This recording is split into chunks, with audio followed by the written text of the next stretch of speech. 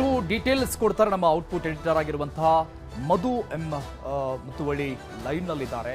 ಮಧು, ಗಮನಿಸ್ತಾ ಇದ್ದೀವಿ ನಿನ್ನೆ ಆದಂತಹ ಒಂದಿಷ್ಟು ಸಾಲು ಮೀಟಿಂಗ್ಗಳು ಏನಾಗಬಹುದು ಅನ್ನುವಂಥ ಪ್ರಶ್ನೆ ನನ್ನನ್ನು ನಿಮ್ಮನ್ನು ಸೇರಿದಂಗೆ ಕಾಡ್ತಾನೆ ಇದೆ. ಇವತ್ತಾದಂತಹ ಇವತ್ತಾಗ್ತಾ ಇರುವಂತಹ ಈ ಬೆಳವಣಿಗೆಗಳು ನೆನ್ನೆಯ ಸಭೆಗಳಿಗೆ ಪೂರಕವಾದಂತಹ ಬೆಳವಣಿಗೆಗಳು ಅನ್ನುವಂಥ ರೀತಿಯಲ್ಲಿ ಕಾಣಿಸ್ತಾ ಇದೆ.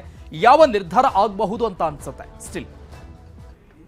ಅರುಣ್, ಯುದ್ಧ ಅಥವಾ ಪ್ರತಿಕ್ರಿಯೆ ನಿಶ್ಚಿತ ಅನ್ನುವಂಥದ್ದು ಈಗ ಬಹುತೇಕ ಗೊತ್ತಾಗಿರುವಂಥ, ಆದರೆ ಸಂದರ್ಭ, ಸಮಯ ಮತ್ತು ಅದರ ಒಂದು ಮಾಡೆಲ್ ಯಾವುದು ಅನ್ನುವಂಥದ್ದನ್ನು ನಾನಾಗಲಿ ನೀವಾಗಲಿ ಅಥವಾ ಸ್ವತಃ ಪ್ರಧಾನಿಯಾಗಲಿ ನಿರ್ಧಾರ ಮಾಡಲಿಕ್ಕೆ ಸಾಧ್ಯ ಇಲ್ಲ. ಅದರ ಬದಲು ಸೇನಾ ಪಡೆಗಳಿಗೆ ಸಂಪೂರ್ಣವಾಗಿ ಸ್ವಾತಂತ್ರ್ಯವನ್ನು ಈಗಾಗಲೇ ನಿನ್ನೆಯ ಸಭೆಯಲ್ಲಿ ಕೊಡಲಾಗಿದೆ.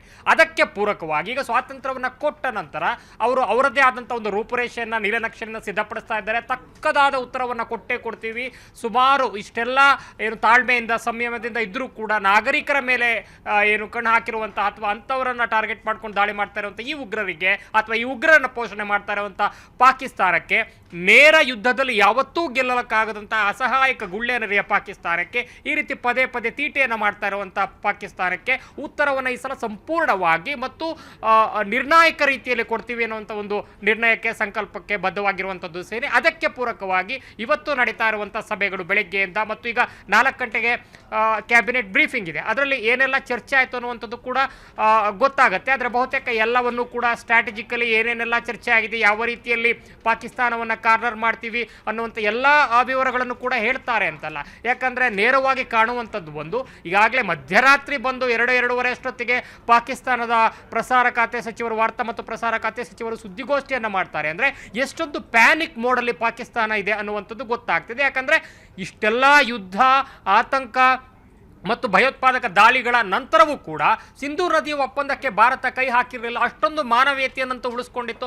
ಆ ಒಂದು ಮಾನವೀಯತೆ, ಸಹನಶೀಲತೆಯನ್ನೇ ಒಂದು ರೀತಿ ವೈಫಲ್ಯ ಅಥವಾ ಒಂದು ರೀತಿ ದೌರ್ಬಲ್ಯ ಅಂತ ಅಂದ್ಕೊಂಡಿದ್ದ ಪಾಕಿಸ್ತಾನ ಪದೇ ಈ ರೀತಿ ಉಗ್ರಗಾಮಿ ಚಟುವಟಿಕೆಗಳನ್ನು ಕೆಣಕುವಂಥ ಪ್ರಯತ್ನಗಳನ್ನು ಅಥವಾ ತನ್ನಲ್ಲಿ ಆಂತರಿಕ ಕ್ಷೋಭೆಗಳು ಹೆಚ್ಚಾದಂಥ ಸಂದರ್ಭದಲ್ಲಿ ಸೇನೆಯ ಒಂದು ಸೇನಾಧಿಪತಿ ಏನಿದ್ರೆ ಅವರು ತಮ್ಮ ಏನು ಅವಧಿಯನ್ನು ಎಕ್ಸ್ಟೆಂಡ್ ಮಾಡ್ಕೊಳ್ಳೋದಕ್ಕೆ ಅಥವಾ ಅವರ ಒಂದು ಅನ್ಪಾಪ್ಯುಲರ್ ಆದರೂ ಅಂತ ಸಂದರ್ಭದಲ್ಲಿ ಅವರು ಮತ್ತೆ ಮಾಡ್ಕೊಳ್ಳಿಕ್ಕೆ ಈ ರೀತಿ ಪದೇ ಭಾರತವನ್ನು ಕೆಣಕುವಂಥ ಪ್ರಯತ್ನವನ್ನು ಮಾಡ್ತಾ ಇದ್ರು. ಅದಕ್ಕೆ ಪೂರಕವಾಗಿ ಈಗ ಏನೆಲ್ಲ ಹೊಡೆತಗಳನ್ನು ಕೊಟ್ಟಿದೆ, ಸಿಂಧೂ ನದಿಯ ಒಂದು ಒಪ್ಪಂದವನ್ನು ತಡೆ ಹಿಡಿದಿರುವಂಥದ್ದೇ ಯುದ್ಧವನ್ನೂ ಮೀರಿದ ಒಂದು ದೂರಗಾಮಿ ಪರಿಣಾಮ ಮತ್ತು ಪರಿಣಾಮಕಾರಿಯಾಗಿರುವಂತಹ ಒಂದು ಹೊಡೆತ. ಅದು ಅತಿ ದೊಡ್ಡ ಅನಿರೀಕ್ಷಿತ ಒಂದು ಆಘಾತ ಪಾಕಿಸ್ತಾನಕ್ಕೆ. ಈಗಾಗಲೇ ಒಂದು ಕಡೆ POKಯಲ್ಲಿ ಫ್ಲಡ್ ಆಗಿದೆ ಅನ್ನುವಂಥ ಒಂದು ದೃಶ್ಯಗಳು ವೈರಲ್ ಆದವು, ಪಾಕಿಸ್ತಾನದ ಮಾಧ್ಯಮಗಳಲ್ಲಿ ಚರ್ಚೆ ಆದವು. ಇತ್ತೀಚೆಗೆ ಈಗ ಈ ಕ್ಷಣದಲ್ಲಿ ಬರ್ತಾ ಇರುವಂಥ ಸ್ಯಾಟಲೈಟ್ ಇಮೇಜ್ಗಳು ಮತ್ತೊಂದು ಕಡೆ ನೀರಿನ ಹರಿವು ಕಡಿಮೆ ಆಗಿದೆ. ಸೊ ಈ ಹಿನ್ನೆಲೆಯಲ್ಲಿ ಪಾಕಿಸ್ತಾನದಲ್ಲಿ ಮತ್ತೊಂದು ರೀತಿಯ ತೊಂದರೆಯೂ ಕೂಡ ಆಗ್ತಾ ಇದೆ ಅನ್ನುವಂಥದ್ದು ಕೂಡ ಈಗ ಲೇಟೆಸ್ಟ್ ಆಗಿ ಅಪ್ಡೇಟ್ ಆಗ್ತಾ ಇದೆ. ಇದು ಒಂದು ಕಡೆ ಇದನ್ನ ಪ್ರೊಟೆಸ್ಟ್ ಮಾಡಬೇಕು, ಇದನ್ನ ಹೇಗೆ ಮ್ಯಾನೇಜ್ ಮಾಡಬೇಕು ಅನ್ನೋ ಒಂದು ಲೆಕ್ಕಾಚಾರದಲ್ಲಿ ಅಲ್ಲಿನ ಪ್ರಧಾನಿ ಪದೇ ವಾಟರ್ ಕ್ರೈಸಿಸ್ ಅನ್ನು ಮ್ಯಾನೇಜ್ ಮಾಡಲಿಕ್ಕೆ ಎಮರ್ಜೆನ್ಸಿ ಮೀಟಿಂಗ್ಗಳನ್ನು ಮಾಡ್ತಾ ಇರುವಂಥದ್ದು ಒಂದು ಕಡೆ. ಇನ್ನೊಂದು ಕಡೆ ರಕ್ಷಣಾ ಸಚಿವರು ಭಾರತ ಯಾವುದೇ ಕ್ಷಣದಲ್ಲಿ ದಾಳಿ ಮಾಡಬಹುದು, ನಾವು ಸಿದ್ಧರಾಗಿದ್ದೀವಿ, ಸಿದ್ಧರಾಗಿರಬೇಕು ಅನ್ನುವಂಥ ಮೆಸೇಜ್ಗಳನ್ನು ಕೊಡ್ತಾ ಇರೋದು. ಸೊ 360 ಡಿಗ್ರಿಯಲ್ಲಿ ಭಾರತ ಪಾಕಿಸ್ತಾನವನ್ನು ಕಾಡಲಿಕ್ಕೆ ಶುರು ಮಾಡಿದೆ.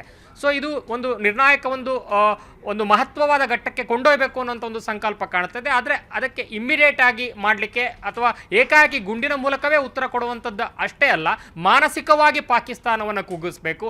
ಹೇಗೆ ಇಂಡಿಯಾ ಮತ್ತು ಪಾಕಿಸ್ತಾನ ಕ್ರಿಕೆಟ್ ಮ್ಯಾಚನ್ನು ಸಂದರ್ಭದಲ್ಲೇ ಪಾಕಿಸ್ತಾನಿ ಕ್ರಿಕೆಟಿಗರು ಯಾವ ರೀತಿ ಸೈಕಾಲಜಿಕಲ್ ಹಿನ್ನಡೆಯನ್ನು ಅನುಭವಿಸ್ತಾರೆ, ಅದಾದ ಮೇಲೆ ಪಂದ್ಯದ ಮೇಲೆ ಯಾವ ರೀತಿ ಪ್ರೆಷರ್ ಆಗುತ್ತೆ, ಎಷ್ಟೊಂದು ಪಂದ್ಯಗಳನ್ನು ಗೆದ್ದಿದ್ದೀವಿ. ಯುದ್ಧವೂ ಅಷ್ಟೇ, ಇತಿಹಾಸವನ್ನು ದೀರ್ಘಾವಧಿ ಯುದ್ಧಗಳನ್ನು ನೋಡಿದಂಥ ಸಂದರ್ಭದಲ್ಲಿ ಇತಿಹಾಸದಲ್ಲಿ ಪಾಕಿಸ್ತಾನ 2 ತಿಂಗಳ ನಂತರ ಯಾವತ್ತೂ ಕೂಡ ನಿಲ್ಲಕ್ಕೆ ಸಾಧ್ಯ ಇಲ್ಲ ಅನ್ನುವಂಥದ್ದು ಇವತ್ತು ಕೂಡ ಆಡ್ತಾ ಇರುವಂಥ ಮಾತು ಅಲ್ಲಿನ ರಕ್ಷಣಾ ಎಕ್ಸ್ಪರ್ಟ್ಗಳು ಮತ್ತು ಈ ಹಿಂದೆ ಆದಂಥ ಐತಿಹಾಸಿಕ ಯುದ್ಧಗಳಲ್ಲಿ ಭಾರತಕ್ಕೆ ಸಿಕ್ಕಿರುವ ಜಯ ಕೂಡ ಹೇಳ್ತಾ ಇರುವಂಥ ಸತ್ಯ ಅದೇ.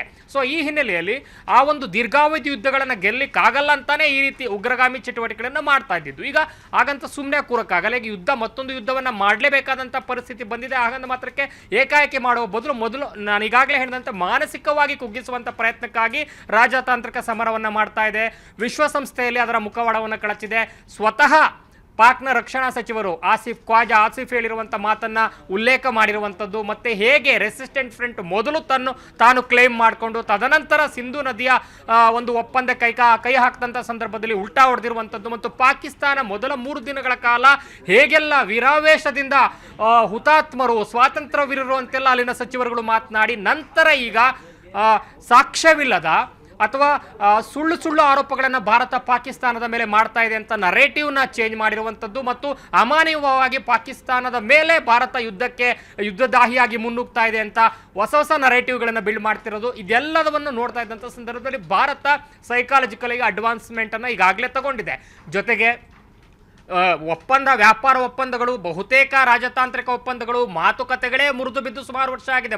ನಿಮ್ಮನ್ನು ನಾವು ಕನ್ಸಿಡರೇ ಮಾಡಲಿ, ನಿಮ್ಮನ್ನು ಮಾತುಕತೆಗೆ ಯಾಕೆ ಕರಿಬೇಕಾಗಿದ್ದಿದ್ದೆ ಕಾಶ್ಮೀರ ವಿಚಾರ. ಆದರೆ ಕಾಶ್ಮೀರ ನಮ್ಮದು, ಅದು ಅವಿಭಾಜ್ಯ ಅಂಗ, ಅದನ್ನು ನೀವು ಮಾತನಾಡೋಕ್ಕೂ ಕೂಡ ಆ ಒಂದು ವಿಷಯದ ಪ್ರಸ್ತುತತೆನೇ ಇಲ್ಲ ಅನ್ನೋ ರೀತಿ ಭಾರತ ಕಳೆದ ಒಂದು ದಶಕದಲ್ಲಿ ರಾಜತಾಂತ್ರಿಕವಾಗಿ ವಿಶ್ವ ಭೂಪಟದಲ್ಲಿ ಕಾಶ್ಮೀರವನ್ನು ಹೇಗೆ ಭಾರತದ ಅವಿಭಾಜ್ಯ ಅಂಗ ಅಂತ ಎಸ್ಟಾಬ್ಲಿಷ್ ಮಾಡ್ತು, ಅದಾದಮೇಲೆ ಮಾತುಕತೆಗೆ ಅವಕಾಶನೇ ಇರಲಿಲ್ಲ. ಸೊ ಹೀಗಾಗಿ ಪಾಕಿಸ್ತಾನವೂ ಕೂಡ ನಿರೀಕ್ಷೆ ಮಾಡ್ತಿದೆ, ನಮ್ಮ ಒಂದು ಅಸ್ತಿತ್ವವನ್ನೇ ಪ್ರಶ್ನೆ ಮಾಡುವಂಥ ಪ್ರಕ್ರಿಯೆಗಳನ್ನು ದಶಕದಿಂದ ಮಾಡ್ಕೊಂಡ್ಬಂದಿದೆ ಅಂತ ಒಂದು ಆತಂಕದಲ್ಲಿ ಈ ಒಂದು ಡೋಸನ್ನು ಕೊಡಬೇಕು ಅಂತ ಏನು ಕೈ ಹಾಕಿದ್ದೆಲ್ಲ, ಈಗ ಅದಕ್ಕೂ ಮೀರಿದ ಕಲ್ಪನಾತೀತವಾದ ಉತ್ತರವನ್ನು ಕೊಡ್ತೀವಿ ಅನ್ನುವಂಥ ಒಂದು ಮಾತನ್ನು ಹೇಳಿದ ನಂತರ ಆಗಿರುವಂಥ ಬೆಳವಣಿಗೆಗಳೇನಿದೆ, ಈಗ ಒಟ್ಟಾರೆ ಮೆಡಿಸಿನ್ ಎಮರ್ಜೆನ್ಸಿ ಶುರುವಾಗಿದೆ. ಭಾರತ ಮಾತುಕತೆಯ ಈ ಹಿಂದೆನೂ ಕೂಡ ಮಾತುಕತೆಗಳನ್ನು ಸಸ್ಪೆಂಡ್ ಮಾಡಿದ ನಂತರವೂ ಕೂಡ ಪರೋಕ್ಷವಾಗಿ ಆದರೆ ಬೇರೆ ರಾಷ್ಟ್ರಗಳ ಮೂಲಕ ನಮ್ಮ ಕೆಲವೊಂದು ಗೂಡ್ಸ್ಗಳು ಬೇರೆ ಕಡೆ ಪಿಟ್ ಸ್ಟಾಪ್ ಆಗಿ ಒಂದಷ್ಟು ಪಾಕಿಸ್ತಾನಕ್ಕೆ ಹೋಗ್ತಾ ಇತ್ತು. ಯಾಕಂದ್ರೆ ವ್ಯಾಪಾರ ಅಂತಂದ್ಮೇಲೆ ಲಾಭ ಇದ್ದೇ ಇರುತ್ತಲ್ಲ, ಆ ಕಾರಣಕ್ಕೆ ಹೋಗ್ತಾ ಇತ್ತು. ಸೊ ಅದನ್ನು ಕೂಡ ಪರೋಕ್ಷವಾಗಿ ಹೋಗ್ತಾ ಇದ್ದಂಥ ಮಾರ್ಗಗಳನ್ನು ಕೂಡ ಬಂದ್ ಮಾಡಿ, ಸೊ ಬಂದರಿನ ವ್ಯವಸ್ಥೆಗಳನ್ನು ಕೂಡ ಬಂದ್ ಮಾಡಿ, ಏರ್ ಸ್ಪೇಸ್ ಅನ್ನು ಬಂದ್ ಮಾಡಿ, ಈಗ ನಮಗೆ ಏರ್ ಸ್ಪೇಸ್ ಅನ್ನು ಬಂದ್ ಮಾಡಿ ಅವರು ದೊಡ್ಡ ಒಂದು ಸಾಧನೆಯನ್ನು ಮಾಡಿದ್ವಿ ಅಂತ ಹೇಳ್ಕೊಳ್ತಾ ಇರುವಂಥ ಸಂದರ್ಭದಲ್ಲಿ ಅವರಿಗೆ ನಮಗೆ ಅವರು ಬಂದ್ ಮಾಡಿರೋದಕ್ಕಿಂತ ದುಪ್ಪಟ್ಟು, 3 ಪಟ್ಟು, 4 ಪಟ್ಟು ಹೆಚ್ಚು ಅವರಿಗೆ ಆರ್ಥಿಕವಾಗಿ ಮತ್ತು ಅಲ್ಲಿನ ವ್ಯವಸ್ಥೆಗಳಿಗೆ ಅನಾನುಕೂಲಕರವಾಗಿ ಆಗುವಂತಹ ಒಂದು ಏರ್ ಸ್ಪೇಸನ್ನು ಅವ್ರಿಗೆ ನಾವು ಬಂದ್ ಮಾಡಬೇಕು ಅನ್ನೋ ನಿರ್ಣಯವನ್ನು ಕೈಗೊಂಡಿರ್ಬೋದು. ಮತ್ತು ಜಾಗತಿಕವಾಗಿ ಐಸೋಲೇಟ್ ಮಾಡಿರುವಂಥದ್ದು ಬರೀ ಭಾರತ ಅಮೆರಿಕ ಜೊತೆ ಅಷ್ಟೇ ಅಲ್ಲ, ರಷ್ಯಾ ಜೊತೆ ಅಷ್ಟೇ ಅಲ್ಲ, ಅರಬ್ ಕಂಟ್ರಿಗಳ ಜೊತೆ ಮಾತನಾಡ್ತಾ ಇದೆ ಮತ್ತು ವಿಶ್ವಸಂಸ್ಥೆಯಲ್ಲಿ ಖಂಡನಾ ನಿರ್ಣಯ ಮಂಡನೆ ಆಗಿದೆ. ಅದರಲ್ಲಿ ಪೆಹಲ್ಗಾಮನ ವರ್ಡನ್ನು ತೆಗೆಸಬೇಕು ಮತ್ತು ಪಾಕಿಸ್ತಾನ ಪ್ರಚೋದಿತ ಅನ್ನೋ ವರ್ಡನ್ನು ತೆಗೆಸಬೇಕು ಅಂತ ಶತಾಯಗತಾಯ ಭಾರಿ ಪ್ರಯತ್ನವನ್ನು ಪಾಕಿಸ್ತಾನದ ಅಂಬಾಸಿಡರ್ಗಳು ಮತ್ತು UN ರೆಪ್ರೆಸೆಂಟೇಟಿವ್ಸ್ ಮಾಡಿದ್ದನ್ನು ನೋಡಿದ್ದೀವಿ.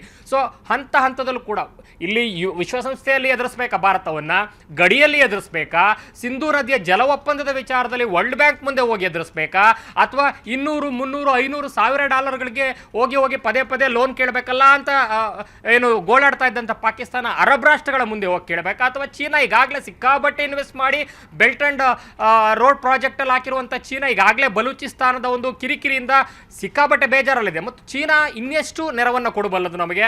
ಟರ್ಕಿ ಬರುತ್ತೆ ಅಂತೆಲ್ಲ ಸುದ್ದಿಯನ್ನು ಫಾಲ್ಸ್ ಪ್ರಪಗಂಡ ಮಾಡ್ತು ಪಾಕಿಸ್ತಾನ, ಆದರೆ ಟರ್ಕಿ ಇಮಿಡಿಯೇಟ್ ಆಗಿ ಕ್ಲಾರಿಫಿಕೇಶನ್ ಕೊಡ್ತು, ನಾವು ಯಾವುದೇ ರೀತಿಯ ಶಸ್ತ್ರಾಸ್ತ್ರಗಳನ್ನಾಗಲಿ ಅಥವಾ ಸೇನೆಯ ನೆರವನ್ನಾಗಲಿ ಪಾಕಿಸ್ತಾನಕ್ಕೆ ಕೊಡ್ತಾ ಇಲ್ಲ ಅಂತ. ಸೊ ಪಾಕಿಸ್ತಾನ ಇವತ್ತು ಸಂಪೂರ್ಣವಾಗಿ ರಾಜತಾಂತ್ರಿಕವಾಗಿ ವಿಶ್ವ ಮಟ್ಟದಲ್ಲಿ ಐಸೋಲೇಟ್ ಆಗಿದೆ. ಮತ್ತೊಂದು ಕಡೆ ಭಾರತದ ಈ ಸಿಂಧೂ ನದಿಯ ಜಲ ಒಪ್ಪಂದದ ಆಘಾತ ಒಂದು ಕಡೆ, ಮತ್ತೊಂದು ಕಡೆ ಇವತ್ತೋ ನಾಳೆ ಅಕಸ್ಮಾತ್ ಯುದ್ಧ ಮಾಡೇ ಮಾಡ್ತಾರೆ ಅನ್ನುವಂಥ ಒಂದು ಮಾನಸಿಕ ಹಿಂಜರಿಕೆ ಆತಂಕದಲ್ಲಿ ಇನ್ನೊಂದು ಕಡೆ, ಮತ್ತು 2.7+ ಸಮಥಿಂಗ್ ಅರೌಂಡ್ ಅಷ್ಟೊಂದು GDPಯ ನಡುವೆ ಒದ್ದಾಡಿಕೊಂಡು ಅಲ್ಲಿ ತಿನ್ನಲಿಕ್ಕೆ ಅನ್ನ ಇಲ್ಲ, ಈಗಾಗಲೇ ಪರಿಸ್ಥಿತಿ ಬಿಗಡಾಯಿಸಿದೆ, ಆಂತರಿಕ ಕ್ಷೋಭೆಗಳಿದೆ. ಒಂದು ಕಡೆ ಬಲೂಚಿಸ್ತಾನದ ಬಂಡುಕೋರು ನಾವು ಯುದ್ಧಕ್ಕೆ ಸಿದ್ಧ ಅಂತ ಅವರು ಘೋಷಣೆ ಮಾಡಿದ್ದಾರೆ, ಮತ್ತೊಂದು ಕಡೆ ಅಫ್ಘಾನಿಸ್ತಾನದ ಅಂಬಾಸಿಡರ್ಸು ಭಾರತದ ಜೊತೆ ಮಾತನಾಡ್ತಾ ಇದ್ದಾರೆ. ಈ ಒಂದು ಸಂಕಷ್ಟದ ಸಮಯದಲ್ಲಿ ಅಥವಾ ಈ ಒಂದು ಸಂಕೀರ್ಣ ಸಮಯದಲ್ಲಿ ನಾವು ಭಾರತದ ಜೊತೆಗಿದ್ದೀವಿ ಅಂತ ಹೇಳಿಕೆಗಳನ್ನು ಕೊಡೋದರ ಮೂಲಕ ಮತ್ತೊಂದು ಕಡೆ ಬಾರ್ಡರಲ್ಲಿ ಅಫ್ಘಾನಿಸ್ತಾನ ಕಾಯ್ತಾ ಇದೆ. ಯಾಕಂದ್ರೆ ಅಮೆರಿಕದ ಜೊತೆ ನಾವು 30 ವರ್ಷಗಳಿಂದ ಈ ಡರ್ಟಿ ವಿಚಾರಗಳನ್ನು ಮಾಡ್ಕೊಂಡು ಬಂದಿದೆ ಅಂತ ಸ್ವತಃ ರಕ್ಷಣಾ ಸಚಿವರು ಒಪ್ಕೊಂಡಿದ್ರು. ಅದರ ಫಲವನ್ನ ಈಗ ವಾಪಸ್ ತಗೊಳ್ಳುವಂತ ಪರಿಸ್ಥಿತಿಯಲ್ಲಿ ಮತ್ತೊಂದು ಕಡೆ ಅಫ್ಘಾನಿಸ್ತಾನವನ್ನು ಎದುರಿಸಬೇಕು, ಬಲೂಚಿಸ್ತಾನ ಇದೆ. ಸೊ ಇಲ್ಲಿ ಬಾರ್ಡರಲ್ಲಿ ಇಂಡಿಯಾವನ್ನು ಎದುರಿಸಬೇಕಾ, ರಾಜತಾಂತ್ರಿಕವಾಗಿ ವಿಶ್ವ ಮಟ್ಟದಲ್ಲಿ ಮತ್ತೆ ಪಾಕಿಸ್ತಾನ ಐಸೋಲೇಟ್ ಆಗಿರೋದ್ರೆ ಹೆಂಗ್ ಮ್ಯಾನೇಜ್ ಮಾಡ್ಕೋಬೇಕು, ಇದೆಲ್ಲದರ ನಡುವೆ ಸೇನೆಯ ಹಲವಾರು ಸೈನಿಕರು ಈಗಾಗಲೇ ರೆಸಿಗ್ನೇಷನ್ ಇಟ್ಟಿದ್ದಾರೆ ಅನ್ನುವಂಥ ಒಂದು ಏನು ವಿಚಾರ ಹಂಗಾಮ 2-3 ದಿನದಿಂದ ಆಗ್ತಾ ಇದೆ. ಅದನ್ನ ಹೇಗೆ ಮ್ಯಾನೇಜ್ ಮಾಡೋಕೆ 10 ಗೊಂದಲಗಳಲ್ಲಿ ಆತಂಕದಲ್ಲಿ ಪಾಕಿಸ್ತಾನ ಇರುವಂಥದ್ದು. ಸೊ ಮೈಂಡ್ ಗೇಮ್ ಅನ್ನ ಇನ್ನಷ್ಟು ಡೆವಲಪ್ ಮಾಡಲಿಕ್ಕೆ ಇಂಡಿಯಾ ಪಾಕಿಸ್ತಾನದ ವಿರುದ್ಧ ಈ ಒಂದು ಸರಣಿ ಮೀಟಿಂಗ್ಗಳನ್ನು ಮಾಡಿ ಪದೇ ರೆಗ್ಯುಲರ್ ಇಂಟರ್ವೆಲ್ಸ್ಗಳಲ್ಲಿ ಮೆಸೇಜ್ಗಳನ್ನು ಕೊಡೋದ್ರ ಮೂಲಕ ಇನ್ನಷ್ಟು ಗೊಂದಲಕ್ಕೀಡು ಮಾಡ್ತಾ ಇದೆ ಪಾಕಿಸ್ತಾನ. ಫೈನಲಿ ಒಂದು ರೈಟ್ ಟೈಮನ್ನು ನಿನ್ನೆ ಏನು ಮೋದಿ ಭದ್ರತಾ ಪಡೆಗಳಿಗೆ ಹೇಳಿದಾರಲ್ಲ, ಟೈಮು, ಮಾಡೆಲ್ಲು ಮತ್ತು ಪ್ರಮಾಣ ಮತ್ತು ಆ ಒಂದು ಯಾವ ರೀತಿಯ ಎಷ್ಟು ವ್ಯವಸ್ಥಿತವಾಗಿ ನೀವು ಅವರನ್ನು ಹೊಡೆದಾಕಬೇಕು, ಯಾವ ಪ್ರಮಾಣದಲ್ಲಿ ಹೊಡೆದಾಕಬೇಕು ನಿಮಗೆ ಬಿಟ್ಟಿದ್ದು ಅಂತ ಸ್ವಾತಂತ್ರ್ಯವನ್ನು ಕೊಟ್ಟಿದ್ದಾರಲ್ಲ, ಆ ಒಂದು ಸ್ವಾತಂತ್ರ್ಯದ ಸಮಯಕ್ಕೋಸ್ಕರ ಸೇನೆ ಮತ್ತು ಆ ಒಂದು ನೀಲನಕ್ಷೆ ಕೂಡ ಇವಾಗ ಕಾಯ್ತಾ ಇರುವಂಥದ್ದು. ಅದಕ್ಕೆ ಪೂರಕವಾಗಿ ಎಲ್ಲ ಸಭೆಗಳು ಕೂಡ ಇವತ್ತು ಬೆಳಗ್ಗೆಯಿಂದ ಆಗ್ತಾ ಇರೋದು, ಇವತ್ತು ನಾಳೆ.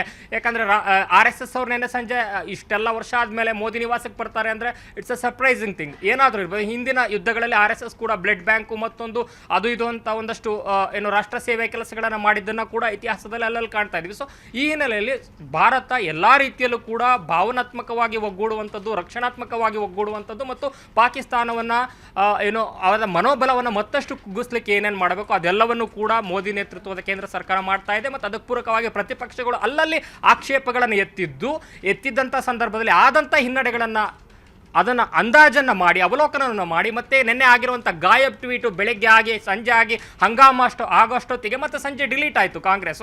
ಸೊ ಇಲ್ಲಿ ಭಾರತದ ಒಳಗೂ ಕೂಡ ಹೊರಗೂ ಕೂಡ ಅಂದರೆ ವಿಶ್ವಮಟ್ಟದಲ್ಲಿ ಮತ್ತು ಆಂತರಿಕವಾಗಿ ಬೆಂಬಲವನ್ನು ಪಡ್ಕೊಳ್ಳೋದ ಮೂಲಕ ಸೇನೆಗೆ ಶಕ್ತಿ ತುಂಬುವಂಥ ಕಾರ್ಯವನ್ನು ಮಾಡಿ ಪಾಕಿಸ್ತಾನವನ್ನು ಮತ್ತಷ್ಟು ಗೊಂದಲಕ್ಕೀಡು ಮಾಡುವಂಥ ಮತ್ತಷ್ಟು ಆತಂಕಕ್ಕೀಡು ಮಾಡುವಂತಹ ಪ್ರಕ್ರಿಯೆಗಳನ್ನು ಭಾರತ ಸರ್ಕಾರ ಮಾಡ್ತಾ ಇದೆ. ಅದಕ್ಕೆ ಪೂರಕವಾಗಿ ಈಗ ಮೀಟಿಂಗ್ಗಳಾಗಿದೆ. ಆ ಮೀಟಿಂಗಲ್ಲಿ ಈಗಾಗಲೇ ಹೇಳಿದಂತೆ ಎಲ್ಲ ಅಂಶಗಳನ್ನು ಕೂಡ ಮಾಡ್ತಾರೆ ಅಂತ ಪಾಕಿಸ್ತಾನದಿಂದ ನಾವು ಅನುಭವಿಸ್ತಾ ಇರುವಂತ ಕಿರಿಕಿರಿ ನಿನ್ನೆ ಮೊನ್ನೆ ಎದ್ದಲ್ಲ. ನೀವು ಹೇಳಿದಂಗೆ ಅದಕ್ಕೆ ದಶಕಗಳ ಇತಿಹಾಸ ಇದೆ. ಅವರಿಂದ ನಾವು ಯಾವ ರೀತಿಯಾದಂತಹ ಯಾವ ರೀತಿಯಲ್ಲಿ ಸಮಸ್ಯೆಗಳನ್ನ ಭಾರತ ಅನುಭವಿಸ್ತಾ ಇದೆ ಅನ್ನುವಂಥದ್ದು. ಸೊ ಹಾಗಾಗಿ ಭಾರತ ಈಗ ಥಿಂಕ್ ಮಾಡ್ತಾ ಇರುವಂಥದ್ದು ಈ ಸಿಚುವೇಶನ್ ನಲ್ಲಿ this is the right time. ನಾವು ತೆಗೆದುಕೊಳ್ಳುವಂತ ನಿರ್ಧಾರ ದೊಡ್ಡ ಮಟ್ಟದಲ್ಲಿ ಇರಬೇಕು. This is the right time ಅನ್ನುವಂಥ ನಿಟ್ಟಿನಲ್ಲಿ ಚರ್ಚೆಗಳು ಆಗ್ತಾ ಇದೆ. ಅದು ನೋಡ್ತಾ ಇದೀವಿ ಕೂಡ. ಸೊ ಈ ಬಾರಿಯ ಭಾರತದ ನಿರ್ಧಾರ ಇತಿಹಾಸದಲ್ಲಿ ಉಳಿದುಕೊಳ್ಳುತ್ತೆ ಅಂತ ಅನ್ಸುತ್ತಾ? ಅರುಣ್, ಇತಿಹಾಸ ಅಂತ ನೀವು ಕೇಳಿದ್ದಕ್ಕೆ ಯುದ್ಧ ಅನ್ನುವಂಥದ್ದು ಎರಡು ಅಲುಗಿನ ಕತ್ತಿ. ಯಾಕಂದರೆ ಇವತ್ತು ಯಾರು ಸೋಷಿಯಲ್ ಮೀಡಿಯಾದಲ್ಲಿ ಕೂತ್ಕೊಂಡು ಆರ್ಮಿಗಿಂತ ಹೆಚ್ಚಾಗಿ ನಾವು ಯುದ್ಧ ಮಾಡಲೇಬೇಕು ಅಂತ ಆಗ್ರಹಿಸ್ತಾ ಇದ್ದಾರೆ, ಅವರ ಒಂದು ಆಗ್ರಹಕ್ಕೆ ಮನ್ನಣೆ ಕೊಡಲೇಬೇಕು ಅನ್ನೋ ಕಾರಣಕ್ಕೆ ಯುದ್ಧ ಮಾಡುವಂಥದ್ದಲ್ಲ. ಯಾಕಂದರೆ ಯುದ್ಧದ ದೂರಗಾಮಿ ಪರಿಣಾಮಗಳು ಮತ್ತು ತತ್ಕ್ಷಣದ ಪರಿಣಾಮಗಳು ಕೂಡ ತುಂಬ ಭೀಕರವಾಗಿರ್ತವೆ. ಒಂದು ಜನರೇಷನ್ ಕೂಡ ಹಿಂದೆ ಹೋಗುವಂಥ ಒಂದು ಒತ್ತಡ ಯಾವುದೇ ದೇಶಕ್ಕಿರುತ್ತೆ. ಯಾಕಂದರೆ ರಷ್ಯಾ ಉಕ್ರೇನನ್ನು 25 ದಿವಸದಲ್ಲಿ ಹೊಡೆದಾಕ್ಬೋದು ಅಂತ ಅಂದ್ಕೊಂಡಿದ್ರು, ಅಥವಾ ವಿಶ್ವದ ಯಾವುದೇ ರಾಷ್ಟ್ರ ಆ ರೀತಿ ಅಂದ್ಕೊಂಡಿತ್ತು. ಆದರೆ ಆಗಿಲ್ಲ. ವರ್ಷಗಳವರೆಗೆ ಯಾಕೆ ಯುದ್ಧ ನಡೀತು? ಅಮೆರಿಕ ಯಾಕೆ ಅಫ್ಘಾನಿಸ್ತಾನದಲ್ಲಿ ತುಂಬಾ ವರ್ಷಗಳ ಇದ್ರೂ ಕೂಡ ಅದಾದ್ಮೇಲೆ ಏಕಾಏಕಿ ಟೆಂಟನ್ನು ಕೀಳುವಂಥ ಪರಿಸ್ಥಿತಿ ಬಂತು. ಸೊ ಯುದ್ಧದ ದೂರಗಾಮಿ ಪರಿಣಾಮಗಳು ದೂರ ಇರೋದ್ರಿಂದ ಮತ್ತು ಜಾಸ್ತಿ ಪರಿಣಾಮಕಾರಿಯಾಗಿರೋದ್ರಿಂದ ಮತ್ತು ಆಘಾತಕಾರಿಯಾಗಿರೋದ್ರಿಂದ ಅಳೆದು ತೂಗಿ ಮತ್ತಷ್ಟು ವೀಕ್ ಮಾಡಿ ಹೊಡೆಯುವಂಥ ಪ್ರಯತ್ನ. ಅಟ್ ದ ಸೇಮ್ ಟೈಮ್ ನಾಳೆ ಯುದ್ಧದ ಪರಿಣಾಮಗಳನ್ನು ಇವತ್ತು ಯಾರ್ಯಾರು ಜೈಕಾರ ಆಗ್ತಾ ಇದ್ದಾರಲ್ಲ, ಯುದ್ಧ ಆಗಲೇಬೇಕು, ರಕ್ತ ಕುದಿತಾ ಇದೆ, ಮಗದೊಂದು ಅಂತ ಅವರೆಲ್ಲರೂ ಕೂಡ ದೇಶದ ಬದಲಾದ ಪರಿಸ್ಥಿತಿಗೆ ಅಥವಾ ದೇಶದ ನಾಯಕತ್ವವನ್ನು ವಹಿಸಿರೋರ ಮೇಲೆ ಹಾಕಿರುವಂಥ ಒತ್ತಡವನ್ನು ತಾವು ಕೂಡ ಅನುಭವಿಸುವಂಥ ಒಂದು ಸಂದರ್ಭವನ್ನು ಕೂಡ ಎದುರಿಸಬೇಕಾದಂಥ ಪರಿಸ್ಥಿತಿ ಬರುತ್ತೆ. ಅದಕ್ಕೂ ಕೂಡ ಈ ಸೋಷಿಯಲ್ ಮೀಡಿಯಾದಲ್ಲೆಲ್ಲ ಯಾರ್ಯಾರು ಕಮೆಂಟ್ಗಳನ್ನು ಹಾಕ್ತಾರೆ ಅಂಥವ್ರು ಅಥವಾ ಅಂತಹ ಮನಸ್ಥಿತಿಗಳು ಕೂಡ ಸಜ್ಜಾಗಬೇಕಾಗುತ್ತೆ. ಈ ಹಿನ್ನೆಲೆಯಲ್ಲಿ ಯುದ್ಧ ಒಂದೇ. ಈಗ ಯುದ್ಧವನ್ನು ಮಾಡದೇವು ಕಳೆದ 10 ವರ್ಷದಲ್ಲಿ ಪಾಕಿಸ್ತಾನವನ್ನು ಸಂಪೂರ್ಣವಾಗಿ ಐಸೋಲೇಟ್ ಮಾಡಲಾಗಿದೆ ಕೇಂದ್ರ ಸರ್ಕಾರದ ವಿದೇಶಾಂಗ ನೀತಿಯಿಂದ.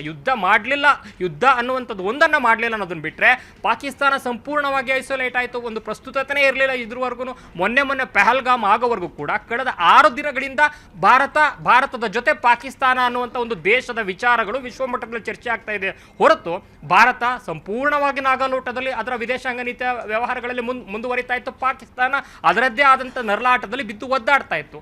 ಸೊ ಹೀಗಾಗಿ ಯುದ್ಧವನ್ನು ಮಾಡದೇವು ಕೂಡ ಕಳೆದ 10 ವರ್ಷಗಳಲ್ಲಿ ಸಾಧಿಸಿದ್ದನ್ನು ಏನಿದೆ ಅದನ್ನು ಮೀರಿ ಈಗ ರಾಷ್ಟ್ರದ ಪ್ರತಿಯೊಬ್ಬ ಪ್ರಜೆಯೂ ಕೂಡ ಇದಕ್ಕೆ ಪ್ರತೀಕಾರ ಬೇಕು, ಮಗದೊಂದು ಬೇಕು. ಮೋದಿ ಅಂತ ಡಿಸಿಸಿವ್ ಲೀಡರ್ಶಿಪ್ ಅಥವಾ ಮೋದಿ ಸ್ಟ್ರಾಂಗ್ ಲೀಡರ್ಶಿಪ್ ಅಂತ ತಾನೇ ನಾವು ಸೆಲೆಕ್ಟ್ ಮಾಡಿದ್ದು ಅಂತೆಲ್ಲ ಮಾತನಾಡ್ತಾ ಇರುವಂಥ ಸಂದರ್ಭದಲ್ಲಿ ಸಹಜವಾಗಿ ಕೇಂದ್ರ ಸರ್ಕಾರದ ಮೇಲೂ ಕೂಡ ಒತ್ತಡ ಇದೆ. ಈ ಹಿನ್ನೆಲೆಯಲ್ಲಿ ಯುದ್ಧ ಅಥವಾ ಯುದ್ಧಕ್ಕೆ ಹತ್ತಿರವಾದಂಥ ಕಾರ್ಯಾಚರಣೆಯನ್ನು ಯಾವ ರೀತಿ ಮಾಡಬೇಕು ಮತ್ತು ಜನರಿಗೆ ಭಾವನಾತ್ಮಕವಾಗಿ ಯಾವ ರೀತಿ ಜವಾಬ್ದಾರಿಯುತ ಉತ್ತರವನ್ನು ಕೂಡ ಕೊಡಬೇಕು. ಯಾಕಂದರೆ ಯುದ್ಧ ಮಾಡಿ ಇಮ್ಮಿಡಿಯೇಟ್ ಆಗಿ ಒಂದು ಸೊಲ್ಯೂಷನ್ ಕೊಡೋದ್ರ ಜೊತೆಗೆ ಅದರ ದೂರಗಾಮಿ ಪರಿಣಾಮಗಳು ಲಾಂಗ್ ಟರ್ಮಲ್ಲಿ ಭಾರತದ ಮೇಲೂ ಕೂಡ ಆರ್ಥಿಕತೆಯ ಮೇಲಿರ್ಬೋದು ಅಥವಾ ಬೇರೆ ಬೇರೆ ವಲಯಗಳಲ್ಲಿ ಉದ್ಯೋಗಾವಕಾಶಗಳ ಮೇಲಿರ್ಬೋದು ಅಥವಾ ಜಾಗತಿಕವಾಗಿ ಆಗುವಂಥ ಹಿನ್ನಡೆಗಳಿರ್ಬೋದು, FDI ಫ್ಲೋ ಇರ್ಬೋದು, ಇದೆಲ್ಲದರ ಮೇಲೂ ಹೊಡೆತ ಆಗದ ರೀತಿ ಯಾವ ರೀತಿ ಮ್ಯಾನೇಜ್ ಮಾಡಬೇಕು ಅನ್ನೋದನ್ನು ಕೂಡ ನೋಡಬೇಕಾಗತ್ತಲ್ಲ. ಆ ಕಾರಣಕ್ಕೆ ಇವತ್ತು ವಿತ್ತ ಸಚಿವರ ಜೊತೆಗೂ ಕೂಡ ಮೀಟಿಂಗ್ ಆಗಿರುವಂಥದ್ದು. ಸೊ ಈ ಹಿನ್ನೆಲೆಯಲ್ಲಿ ಐತಿಹಾಸಿಕವಾಗಿರುವಂಥ ಒತ್ತಡ, ಹೇಗೆ ಇಂದಿರಾ ಗಾಂಧಿ ಕಾಲದಲ್ಲಿ ಹೋದ್ವಿ, ಲಾಹೋರ್ವರೆಗೂ ಹೋದ್ವಿ ಅನ್ನೋದೊಂದು ಮನೋಭಾವ ಅಥವಾ ಅಂಥದ್ದೊಂದು